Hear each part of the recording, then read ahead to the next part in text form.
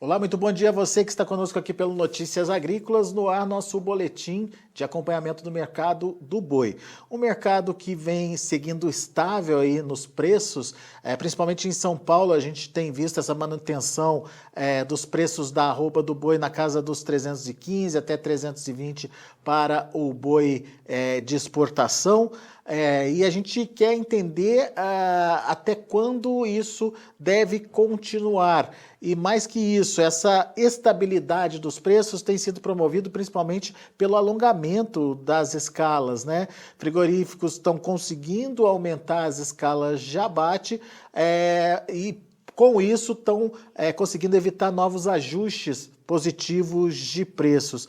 Mas será que esse alongamento das escalas está vindo daquele boi que não cabia mais no pasto em função das questões climáticas? A gente viu um ano de muita seca e depois geadas aí atingindo boa parte das lavouras pelo Brasil afora, e com as pastagens isso não foi diferente? Ou tem uma estratégia nova dos frigoríficos aí para tentar manter essas escalas mais alongadas, enfim. E daí a nossa dúvida é até quando essas escalas alongadas vão continuar? Tudo isso a gente quer conversar agora, quer entender melhor, porque afinal de contas tudo isso vai refletir na precificação da arroba do boi. E o nosso convidado é o João Otávio Figueiredo, analista sênior lá da Datagro. Bem-vindo, meu amigo, obrigado mais uma vez pela sua participação conosco aqui no Notícias Agrícolas. O que a gente vê até agora, né, João, é uma estabilidade muito marcante aí da arroba do boi. Essa estabilidade já dura há algum tempo já e o alongamento das escalas também tem permanecido aí por um tempo maior do que a gente imaginava para esse período, principalmente porque é um período de entre-safra, de falta de oferta e tecnicamente ou teoricamente a gente deveria ter escalas mais curtas aí.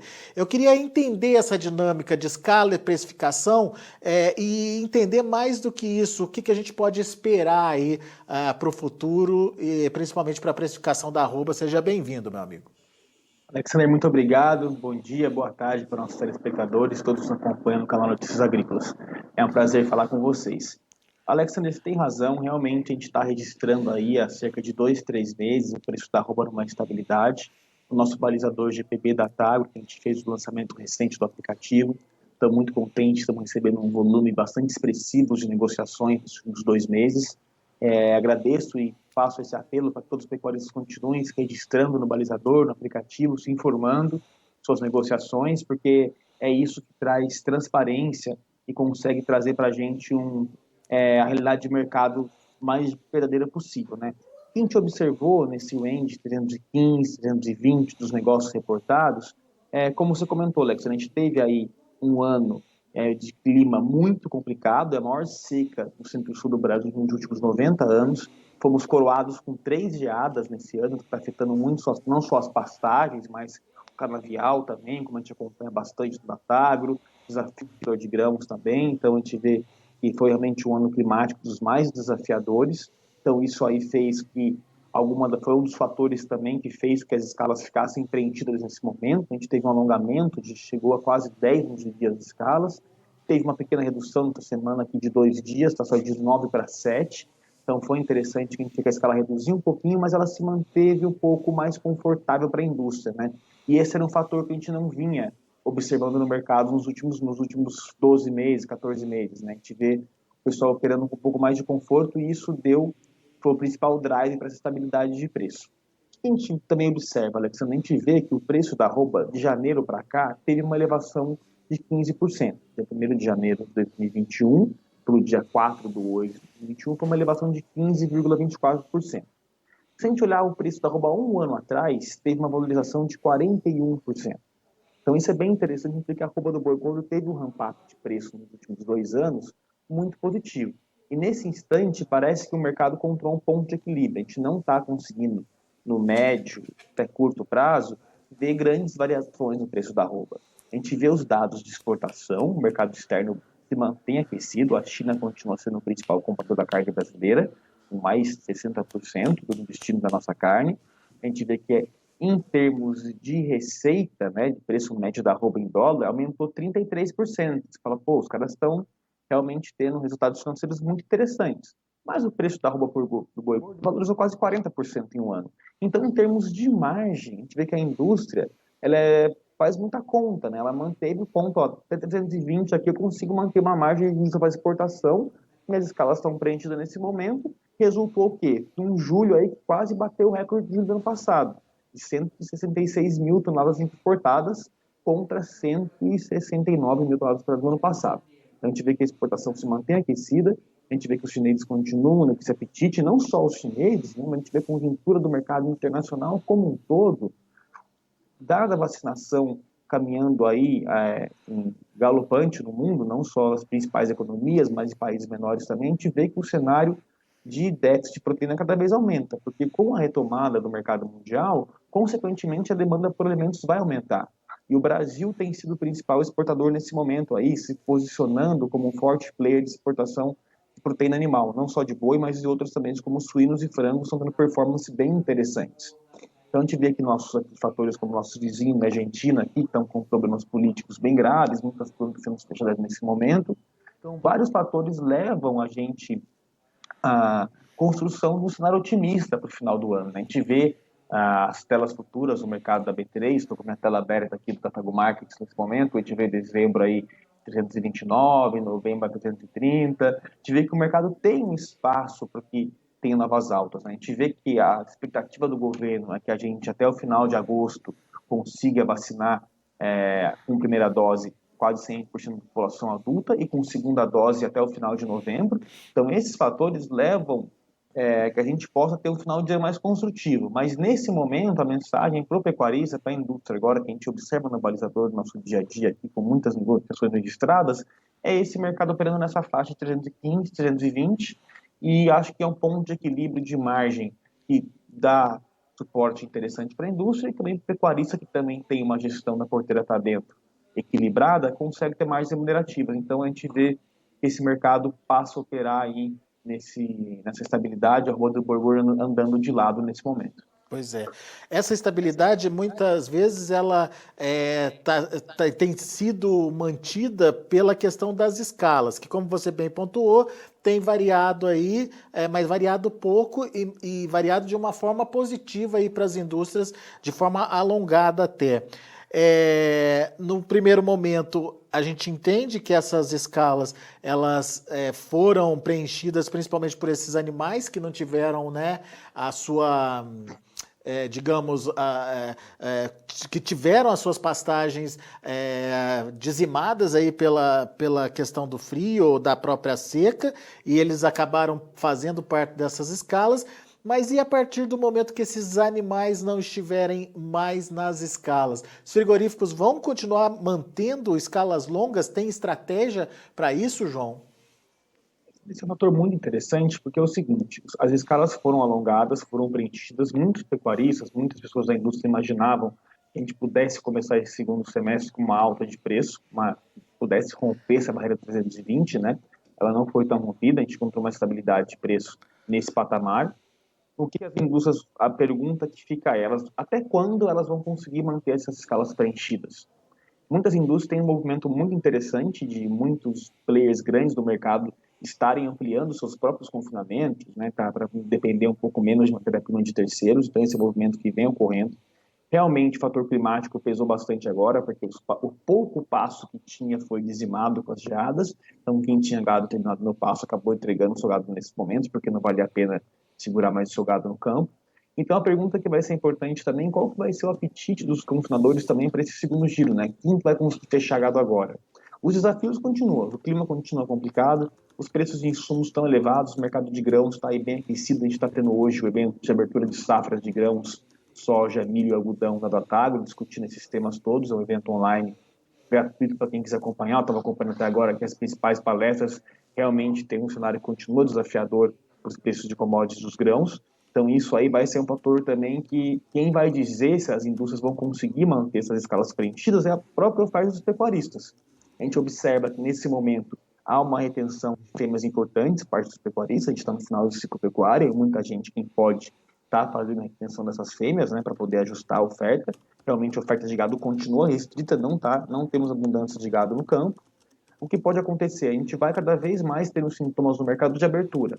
O governo do estado de São Paulo aqui autorizou os restaurantes operarem até um horário quase funcionamento normal, a população começa aí, boa parte dela já com a segunda dose, se encorajar de sair mais às ruas, o consumo deve começar a aumentar. A gente vê sintomas também de retomadas de emprego, que a gente não via há algum tempo também, o governo já está disponibilizando dados interessantes de emprego, o mercado internacional deve ter aquecido. Então, realmente, agora, nesse curto prazo, a gente não vê nenhuma possibilidade tão forte da arroba do boi gordo oscilar muito para cima, mas muito menos também de oscilar muito para baixo. A gente vê que deve continuar nesse patamar, mas tem um potencial aí construtivo para novembro, dezembro, a gente com uma vacinação super mais calibrada e o mercado mundial também vai continuar demandando carne do Brasil, porque a demanda por alimento lá fora deve crescer. A gente vê que a China está com muita dificuldade em relação à crise dos suínos que eles tiveram, então a produção de boi cada vez mais é uma realidade na China, isso deve crescer. Discutimos bastante isso na conferência da Atagro, Fórum Pecuária Brasil,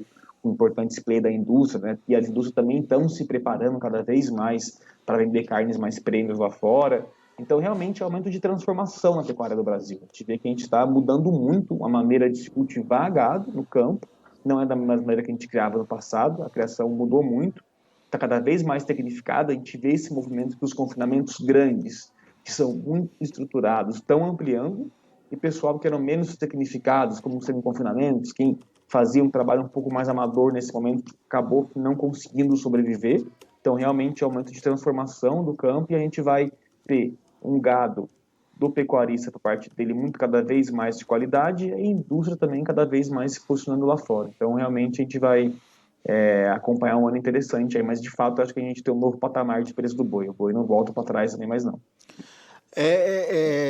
Me corrija se eu estiver errado, mas o que eu entendi então é que com essa questão dos frigoríficos investindo na produção da matéria-prima própria, isso pode até dar um alívio, né? Um alívio aí nas escalas, mas eles não vão conseguir sozinhos manter escalas alongadas se vier essa demanda forte aí que a gente está esperando, seja no mercado interno ou pelo menos a manutenção da demanda de exportação, certo, João? Perfeito, de maneira nenhuma, né? Acho que os frigoríficos estão aumentando isso, a gente tem que fazer alguns estudos, relativizar quanto por cento é de oferta própria, mas é muito baixo ainda, realmente. Eles precisam da oferta dos pecuaristas terceiros, vamos dizer assim, né? Na cana a gente fala de cana própria e cana de terceiros, realmente os frigoríficos precisam ter essa oferta dos pecuaristas, realmente não dá conta de toda a demanda que vai ter. O mercado interno continua uma incógnita, porque a gente está realmente avançando em geração de emprego, mas o poder de compra do brasileiro caiu bastante, né? A gente vê que foi uma pandemia, foi uma crise muito complicada, essa retomada ela vem gradualmente. Então hoje você vê aí, quando a gente conversa no varejo, hoje se você vai aí com 100, 200 reais no mercado, você volta acho que no máximo 2, 3 sacolas cheias, realmente o poder de compra do brasileiro caiu, mas alguns sintomas da economia dão de recuperação. A gente está criando emprego, no final do ano devemos ter aí o lançamento do Programa Renda Brasil, né, que vai ser uma reformulação do Programa Bolsa Família, então isso aí deve injetar um pouco mais de dinheiro da economia. Ano que vem temos o ano de eleição, né, já começa a construir um cenário político também que a gente vai, muita gente incerteza no qual vai ser, mas o fato é que a gente começa a ver um Brasil aí com redução de mortes, redução do número de internações em UTIs, começa a gerar um cenário mais construtivo. E a gente acabou de conversar hoje na abertura de safra, a gente viu aqui a projeção do Itaú, um economista fez uma palestra muito interessante, já projetando um crescimento de 5,8% para esse ano. Então, várias casas, cada 15 dias estão com um cenário mais construtivo. Acho que o principal drive para isso é a vacinação. Acho que todo mundo, as análises macroeconômicas estão, a principal variável é a vacinação, como é que ela está andando, e o Brasil, nesse momento, consegue imprimir um ritmo interessante aí, junto das principais economias do mundo, né, que não produzem a vacina. Então o Brasil está caminhando firme nesse sentido. E nós também operamos com um pouco de otimismo, né, Alexandre? A gente espera que a população esteja aí 100% vacinada para o segundo semestre, a gente possa ter uma abertura cada vez mais certa dos mercados, e a gente espera que o consumo aumente. E se o consumo aumentar bastante, os frigoríficos vão ter que correr atrás dessa carne e possivelmente, com a demanda do mercado interno bem aquecida no final do ano, pode ser que a gente tenha espaço para novos ganhos de preço no ramo do boi gordo. Estabilidade agora, possibilidade de melhora de preços no último trimestre. Provavelmente. Muito Eu bem. acredito que sim, acho que a visão é um pouco dessa nesse momento, né? A gente vê essa estabilidade no curto prazo, a gente vê que o mercado está equilibrado nesse sentido, mas lá para o finalzinho de novembro, dezembro, a gente acompanha aí as telas futuras, né? Já foram mais otimistas esses cenários de alta, né? De 345, agora a gente está com 330, então a gente começa a ver o mercado operar com um pouco mais de construção de certeza, né? Porque durante os 2 anos de pandemia, a gente tinha muitas conversas aqui que a conclusão era vamos ver o que vai acontecer, porque era muita incerteza no mercado. Agora a gente começa a falar de um cenário, pô, a economia está crescendo, emprego nesse ritmo, consumo tal, a gente vai começar cada vez mais a ter a sensibilidade da demanda chinesa, a demanda chinesa se mantém construtiva, a gente teve um pequeno anúncio aí de uma planta de um player importante do mercado que foi a obstrução de embargada de exportar, mas é algo muito pontual. Mato Grosso do Sul, semana deu um anúncio muito interessante, o Brasil cada vez mais supera aí as questões sanitárias, né, a fabricidade aftosa, por exemplo, já vacinou além da meta que era estipulada para esse ano, então o Brasil está dando um show realmente no mercado internacional, a gente está produzindo cada vez uma carne de mais qualidade aqui no Brasil,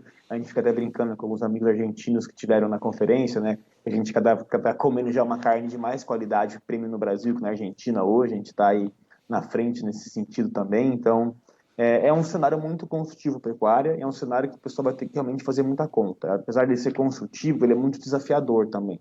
O pecuarista está fazendo melhor planejamento e a indústria também. Então, acho que quem conseguir se manter na atividade nesses próximos anos vai ter remunerações bem interessantes.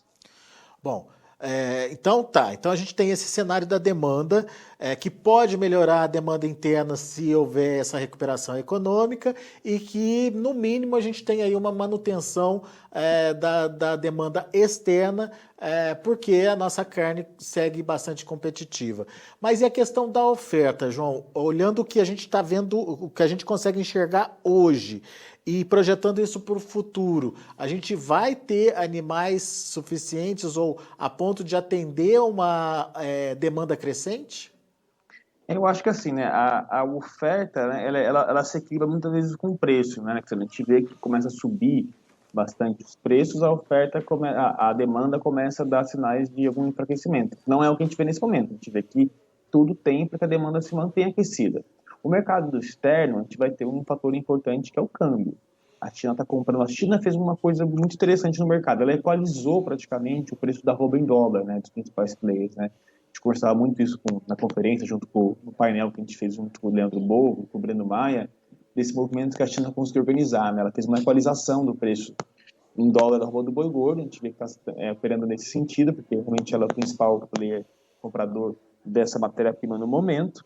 Então, a gente vê que o dólar no Brasil, no final do ano, se tudo continuar ocorrendo bem, como a gente está esperando, a projeção que a gente viu dos bancos agora já gira em torno de 4,75, e isso pode trazer um pequeno recuo do preço do mercado internacional. Mas é uma coisa também, nada para ficar tão preocupado, né? Ainda é termos de câmbio confortável de margem para a indústria vender lá fora. Só que a gente, por outra via, pode ser que no mercado internacional a gente tenha um pequeno recuo, isso pode gerar um pequeno recuo nos prêmios das negociações, mas o mercado interno, que é o principal driver nesse momento, está com sintomas aí que a gente vai crescer para o novembro, dezembro, né? Porque a gente está falando de vacinação de 100% por segunda dose da população final de novembro, então isso deve trazer um drive positivo. Aí a gente vai sentir, né, como é que o campo vai, como é que vai estar o termômetro dessa oferta. Nesse momento as escalas se preencheram, mas até quando vai ficar assim? A gente vai ver qual que é também o apetite da retomada do mercado interno, que esse é muito difícil de mapear, né? Final do ano, assim, a gente aqui em condições normais de temperatura e pressão, final do ano deve aumentar. A gente tem agora começo de mês, dias dos pais, tem vários fatores sazonais, pontuais, que levam ao aumento dessa demanda por carne, por parte do consumidor. Mas vai ver qual que é o tamanho desse aumento e depois que isso vai dialogar bastante com a oferta de gado no campo, né? E ela ainda é restrita. A gente não pode esquecer que a gente está ainda no final de ajuste de ciclo pecuário, muita gente retendo fêmea no campo. O fato é que a gente vê que os dados do IBGE mostram o abate com reduções aí de 10% e está caindo bastante mesmo. Então, não imagino uma super oferta para o segundo semestre. Realmente tem diversos fatores aí que podem dar o suporte positivo para a elevação de preço. Pois é. Mais um motivo para a sustentação aí das cotações, então, no último trimestre do ano.